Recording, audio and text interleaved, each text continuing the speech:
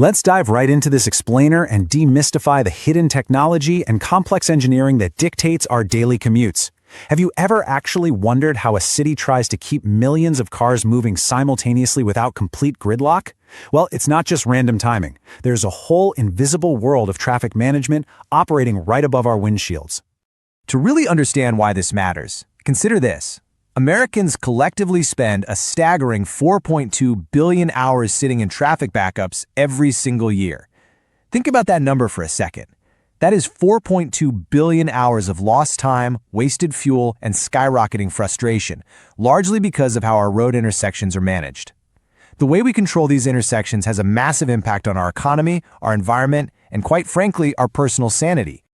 Here is our roadmap for today's explainer. We'll start with the daily commute conundrum, look at catching the green wave, explore the citywide orchestra, check out adaptive signal tech, see where artificial intelligence enters the picture, and finally wrap up with the future of flow.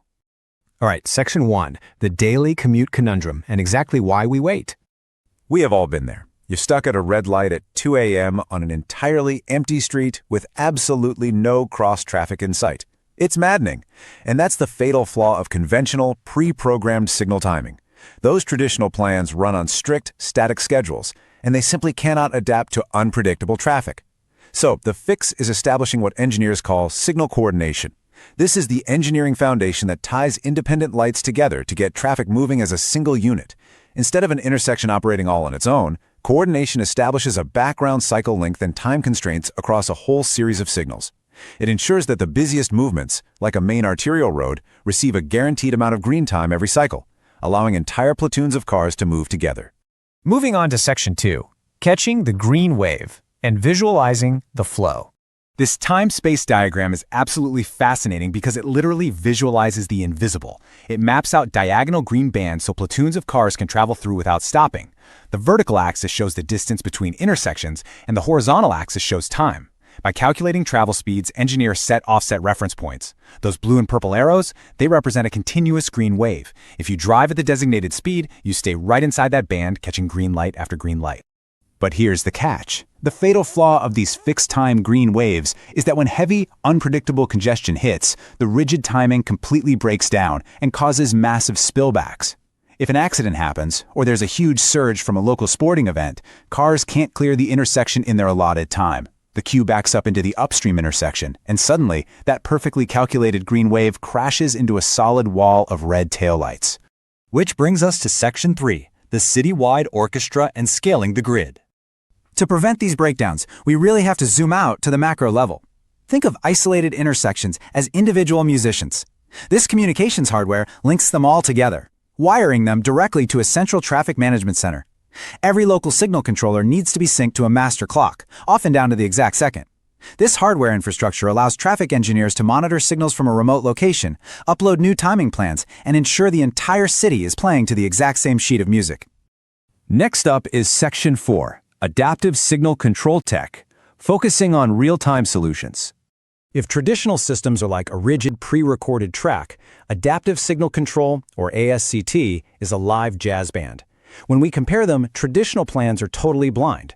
They require months or even years of driver complaints before an engineer manually collects data to update a schedule.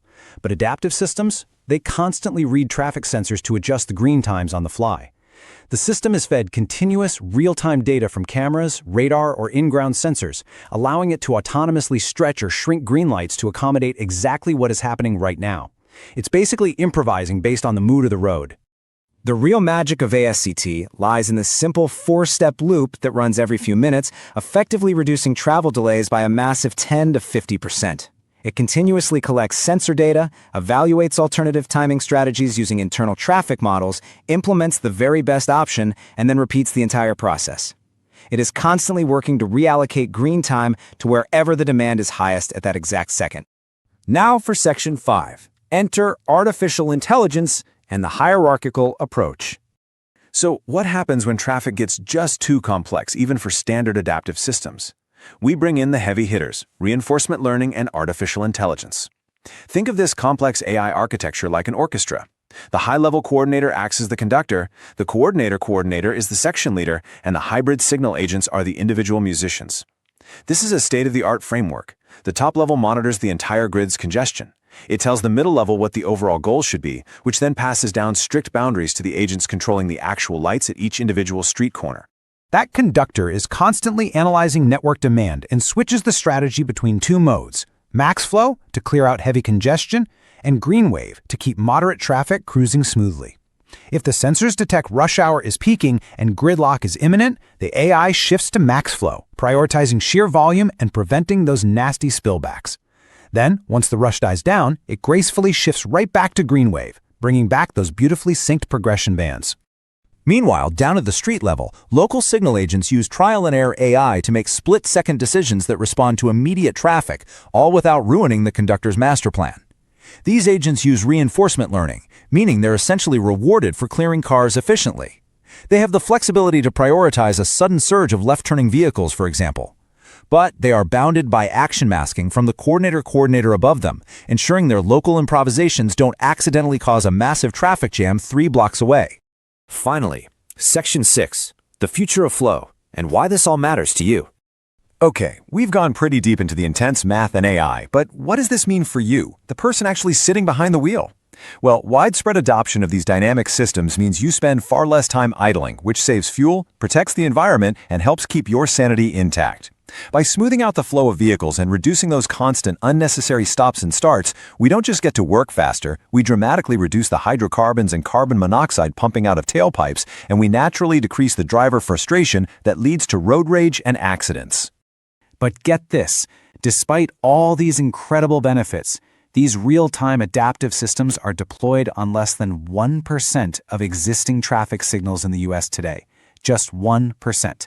The overwhelming majority of our intersections are still running on blind, static schedules, basically waiting for cities to secure the funding and resources to upgrade their aging infrastructure.